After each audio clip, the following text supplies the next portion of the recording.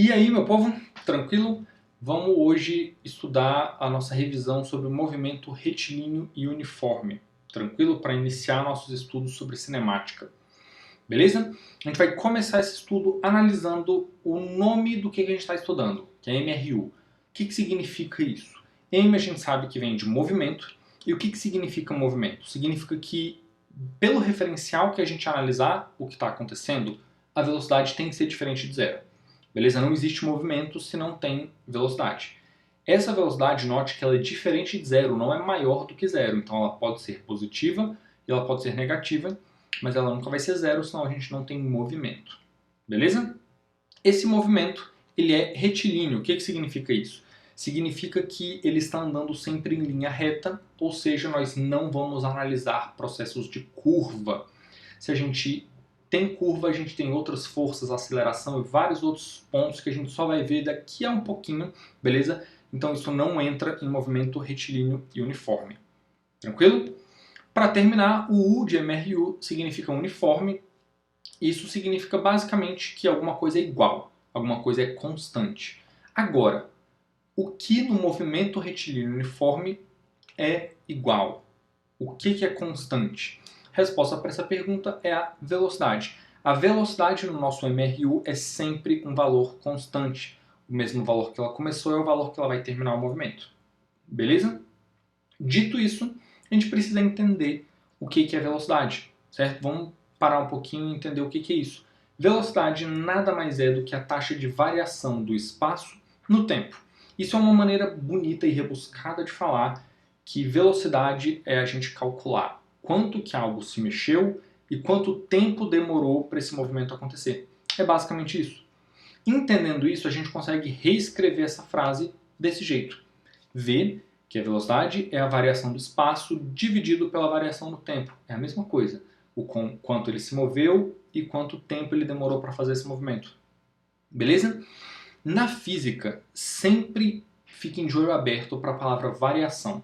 Sempre que essa palavra aparecer, a gente consegue lembrar que variação a gente escreve como delta, aquele triângulozinho das letras gregas, beleza? Então essa fórmula a gente consegue traduzir ela do português para o matematiquês e ela vira V igual a ΔS sobre ΔT. É a fórmula de cálculo da velocidade média em geral, mas como em MRU a velocidade é sempre constante, a velocidade instantânea é sempre igual à velocidade média. Então a gente pode falar que V é igual a ΔS por ΔT. Beleza? Dito isso, a gente tem um segundo asterisco, que é lembrando que delta significa variação, como que a gente calcula o delta na física, na matemática e afins? Sempre delta qualquer coisa é o valor final menos o valor inicial. Então se eu aplicar a S, ou seja, o espaço, eu vou estar falando que ΔS é igual a S final menos S inicial. Se eu aplicar T, que é o tempo, T final menos T inicial. Se eu aplicar X, qualquer variação, uma coisa chamada X. X final menos X inicial. Beleza? Para encerrar esse tópico, vale lembrar que espaço é sempre medido em metros e o tempo é sempre medido em segundos, caso você esteja usando o Sistema Internacional de Unidades, que significa que a unidade de medida do nosso Vzinho, da nossa velocidade, é em metros por segundo. Beleza? Entendendo tudo isso, entendendo que a velocidade é uma constante, o que ela significa e como calculá-la, a gente consegue ir para o nosso próximo passo, que é conhecer a principal equação do MRU, que é uma equação chamada equação horária da posição. Beleza? Só ao analisar o nome dela, a gente já sabe de três coisinhas. A primeira é, se ela é uma equação, significa que tem que ter uma igualdade. Porque é isso que significa a equação. Um lado igual ao outro lado. Beleza? Uma coisa igual a outra coisa. Sabendo que é uma equação horária, a gente sabe que essa igualdade vai depender de uma variável, que é a variável principal que a gente vai estar estudando, que é o tempo. Por isso que ela é horária. Então, o que quer que a gente esteja calculando vai depender, ou seja, vai variar com o tempo. De boas? Se a equação horária dá posição, o que está variando com o tempo é a nossa posição. Então, a gente sabe que ao variar o tempo, a nossa posição vai variar também. E aí a gente se pergunta, como que eu calculo o nosso espaço, o lugar onde a gente está, a nossa posição?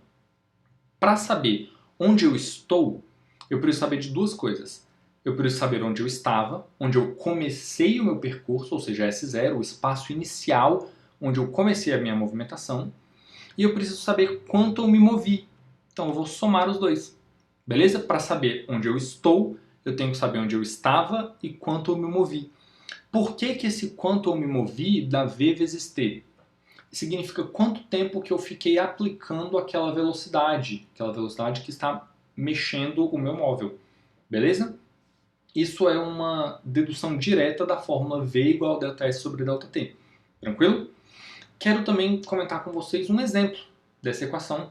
Vamos supor que um móvel, um carro, um caminhão, uma moto, um avião, está andando, está se movimentando de acordo com essa fórmula.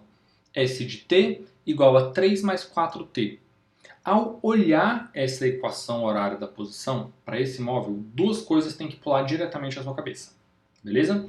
A primeira é que S0 é igual a 3. Só de olhar eu já sei isso. E a segunda é que a velocidade é igual a 4. Aqui eu estou omitindo as unidades, obviamente, porque S seriam 3 metros e V 4 metros por segundo. Mas isso tem que pular na sua cabeça, por quê? Porque o termo que não tem T, que não tem tempo, não depende do tempo, é sempre o S0. E o termo que estiver acompanhado do tempo é sempre a velocidade. Beleza?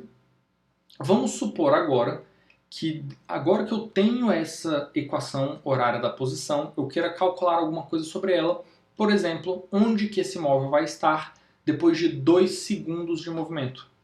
Isso é um exemplo de algo que um exercício pode pedir pra gente, e é muito simples resolver isso. S de 2, ou seja, t igual a 2, é 3 mais 4 vezes 2. Eu só substituí todo lugar que tem t, eu coloquei o valor que o exercício pediu para mim, que é 2. Beleza? O que significa que o meu S, a minha posição no instante 2 segundos, é de 11 metros a partir da origem. Beleza?